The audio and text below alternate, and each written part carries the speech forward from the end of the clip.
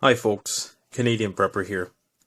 I wanted to talk a bit today about close combat weaponry for self-defense purposes. Now before I start this video, I want to start off by saying that I do not condone using these items for violent purposes or for any sort of illegal activity. I do not condone violence of any sort. I believe that violence should be used as a last resort to personal protection and in accordance with the laws of your province or municipality or country. So just wanted to set the record straight on that. Use these items at your own risk. I cannot be held liable for the consequences of wielding any of these devices. So, that said, I wanted to quickly provide a rationale for why you might require these types of weapons for self-defense purposes. Number one, a lot of people don't have firearms. You may live in a country which prohibits the use of firearms, or you may live in a country that has a lot of restrictions, and perhaps you're unable to meet the requirements to have a firearm, and that could be another reason to use these. Even if you do, or to have these on hand, I should say, even if you do own firearms, it's probably, very likely that in the instance of some sort of emergency, it's going to be hard to get to them, especially if you're in Canada, where our laws require firearms to be stored in ways that they are hard to access. So accessing them on the fly might be a bit difficult. And if you ever were to use a firearm for the purpose of self-defense, you would have a lot of explaining to do, and it would have to be justified that you had absolutely no other choice but to do so. And there's a lot of instances where, not like I've said before, not every situation requires pulling out a gun. In many respects, I believe that is quite cowardly. And in many instances, 90% of the time, you can talk your way out of an altercation or find an alternate means of egress. So, just wanted to quickly start out. I'll talk a bit about each of these items and provide my rationale. I'm by no means a tactical expert, but I do know how to use common sense, and that's something that's available to us all if we choose to use it. Now, heaven forbid I ever have to use any of these items for the purpose of self-defense. Heaven forbid I ever have to injure somebody, protecting myself or my family or friends. But, things happen and people do crazy shit sometimes. So it's always good to be prepared, and it's unfortunate, but those are the realities of the world in which we live. So I'm going to start off with some of the most obscure. So this is a cold steel boar spear. It's for the purpose of spearing boar. I have the short staff on it right now. It has a sheath, Kydex sheath, and it's cold steel's mystery steel. I believe it's some sort of carbon steel, so it does require oiling. It will rust, but the great thing about this is that it will put a lot of distance between you and an attacker, and not only does it have a very sharp edge, but it also has a knife edge on either side, so it's not only good this way, it's also good this way. So it's very hard for somebody to penetrate your boundary that you create with this device. I think that this is probably one of the best self-defense items ever created by man. It's simplistic, and it's very easy to use. Obviously, this can be mounted onto any staff that you choose. It can be mounted on a longer staff. Sorry about the camera there. I personally just have it for convenience sake mounted on a short staff, and using it within the confines of a hallway or indoors requires that it's a bit shorter. So that's part of the reason why I have a short staff on it, and it came with this staff. It was about $60 with the staff, so it's definitely something I would recommend looking into. just one of those rare. They do have other spears now that have a much narrower spearhead. But the thing I like about this one is it has that double knife edge to it. So it gives you that lateral defense also. Cold steel bore spear. SOG seal pup, of course. Everybody knows about knives. This is a tactical knife. I'm not really going to talk too much about it because there's lots of people who talk about stuff like that. So, of course, everybody probably has one of these in their garage. This is a Fisker's axe. Also, I think Fiskars and Gerber are a joint company. I did put some electrical tape on there. Actually, I might do a bit of a review on this. I have a survival kit in here because this is hollow. They claim that this thing will never come out. I've used it quite a bit, as you can see, and I've never had any issues with it feeling loose or anything like that. And it's a very tough handle, and like I say, it's hollow, so you could fit other stuff in there if you wanted to. Heaven forbid I ever have to use that on a human being or any life form. This is a Stanley Fat Max tool. You can get that at Canadian Tire, Walmart. It's a very good smashing item, I guess you could say. It's a pry bar breaching tool. It's got a hammer on there. It's just an all-around aggressive tool, and could be used for a variety of self-defense purposes. Now, I should say that if you are planning on wielding any of these, melee weapons is only as good as your grip, as the grip that holds it. So for a person who is weaker or would have a hard time holding on to one of these items, it's quite likely that if you couldn't hold on to it, that your persecutor might take it from you and use it against you. So that is something to keep in mind. This is Saber pepper spray. This is probably one of the best kinds you can get in Canada. This is law enforcement strength. So this will definitely neutralize an attacker, giving you time to evade the area or neutralize that person and immobilize that person, and definitely teach them a lesson or two. Doesn't really say the capsaicin level on here, but I believe it is around 0.5%. Definitely enough to stop somebody. Granted, they weren't, on drugs or something like that.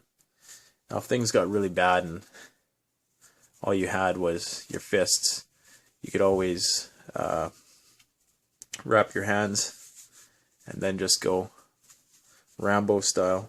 I'm not going to wrap my hands right now, but anybody who knows what hand wraps are, anybody who's done a bit of boxing, you know what those are all about. Nightcore P12 flashlight. Light is a very good deterrent from attackers. It can blind people. It can essentially debilitate a person's vision. So, look into flashlights if anything. This is something I use as an EDC for when I work on the night shift. So, definitely a worthwhile investment. This is 1000 lumens. For tactical purposes, you'll probably at least want 200 lumens.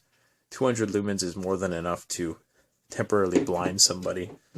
This flashlight here is 3500 lumens. I've done a review on it. You can see that review on my channel. It's quite the beast. This could definitely blind a small group of people. This next item, in Canada there's a lot of restrictions on it because a lot of idiots have been using it for the purpose of attacking people and robbing places, but it's bear spray, and legally you can't use this for the purpose of self-defense from a human being, as far as I know. So, only in the instance of a post-apocalyptic WROL type situation could you actually get away with utilizing this on people. However, one can of this would easily immobilize a group of 20 people if you needed it to. why do I have the WD-40 here? Well, this in conjunction with this, these are matches, and you probably would want to use one of those barbecue lighters to give yourself a bit more distance from your hands. But fire can be an amazing deterrent. And I was thinking about it, you know, like fire really evokes a primitive sense of fear in a lot of people, because, you know, everybody is well aware of the damaging effects of fire, and I think it's built into our DNA to be afraid of fire. So if all you had was a stick wrapped in a cloth that was soaked in Vaseline or something, like a torch of sorts, that could be a very effective weapon, at least keeping people at a distance, because people are afraid of fire. You know, nobody wants to get burned, and everybody has that. Like I said, it evokes a unconscious fear response, which is uncontrollable by people. So you can get smaller ones of those too, and of course, you know, you'd spray it and it'd be like a mini flamethrower of sorts. I accept no liability for the consequences if you try that and the can blows up. That's your ass right there. So just last ditch resort, I suppose. Of course, everybody knows an aluminum bat. Can't go wrong with this. It's lightweight. It's pretty easy to grip onto, and can do a lot of damage. And there's no real legal barriers in the way of having that on you or in your car at your disposal.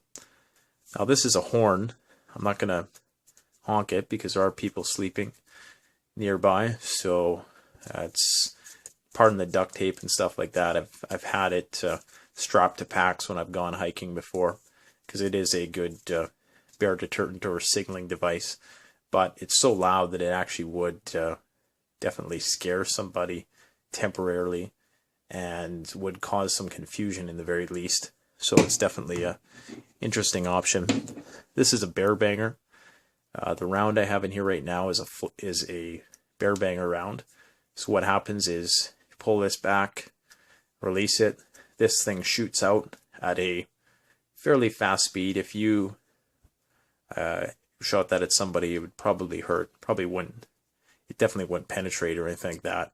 But what happens about 50 feet from the point of ejection, it explodes and emits a very loud bang, which, if anything, would definitely scare somebody into thinking, like, if you didn't have a gun, this might sound like one, and it might, you know, the whole subterfuge thing, it might make you think, might make somebody think that you have firearms when you don't.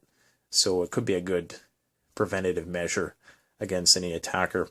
Also, there are flare rounds, which may, you know, if you did have to shoot them at an attacker, they probably would burn that person at the very least. And, you know, this is all theoretical because I've never had to try. And like I say, I don't condone using these for that purpose. I have to really stress that because some people watch these videos and they get stupid ideas.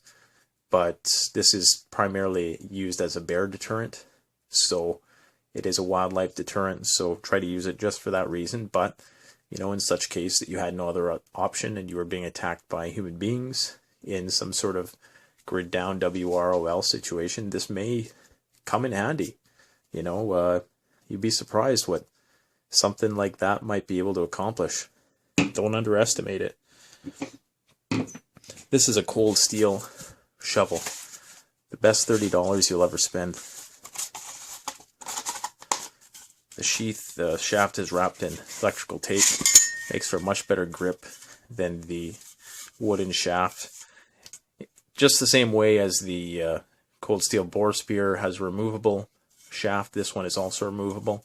So if you wanted to, you could turn this into a larger, more, you know, functional ergonomic shovel.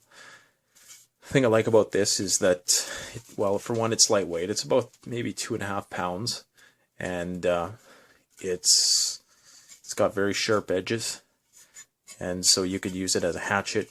You could use it as a throwing device. You could use it, you know, just as a tool to would pack a good wallop also. I don't know how much it would, you definitely would penetrate if you were to use that like that, but it could also be used as a shield. I think they advertise it as that. They show you all the sort of different uses you have for it, but over the years I've just used it mainly for shoveling things. And the sheath is separate. It costs like $20, but you don't really need the sheath. You can make your own. I actually had my own on there for a while, but I decided just to go with the sheath because I got a good deal on it. So this is the Gerber machete. Now, heaven forbid I ever have to use something like this on somebody, and I've never actually really had to use this for anything. I think it was like $20 or something like that. And but the thing about this is not so much the fact that it's a cheap thing made in China. It is relatively sharp.